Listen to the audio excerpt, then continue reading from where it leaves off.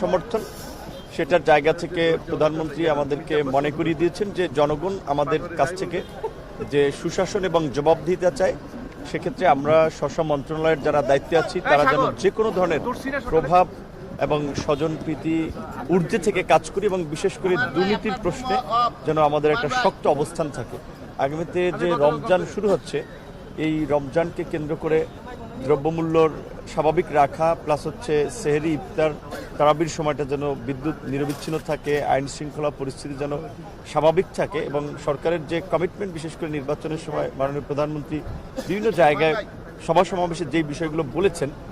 Family card, কৃষক card, স্বাস্থ্য card, সেগুলো কিভাবে ইমিডিয়েটলি আসলে কিছু দৃশ্যমান কাজ করা যায় সেই বিষয়গুলো নিয়েও তিনি আমাদেরকে নির্দেশনা দিয়েছেন, আলোচনা করেছেন এবং বিশেষ করে মাননীয় প্রধানমন্ত্রীর একটি ঘোষণা ছিল যে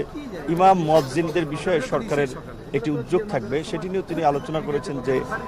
ইমাম মুয়াজ্জিনদের বিষয়ে দ্রুত সময়ের মধ্যে কি করা যায়। তো সামগ্রিকভাবেই সমস্ত বিষয়গুলো নিয়ে আলাপ আলোচনা আছে। যেহেতু আমি দুটো নির্দিষ্ট মন্ত্রণালয়ের দায়িত্ব আছে, আমাদের জায়গা থেকে আমরা একটা বিষয় তার দৃষ্টি জানার চেষ্টা করেছি যে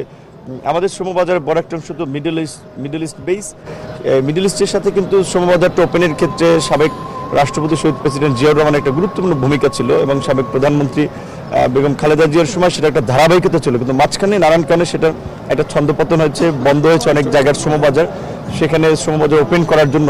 যদি প্রধানমন্ত্রী একটি সফর দেন মিডল ইস্টে, সেটা আমাদের জন্য একটা সম্ভাবনা নতুন দ্বার উন্মোচন করতে পারে। আমাদের জায়গা থেকে এটিও বলেছি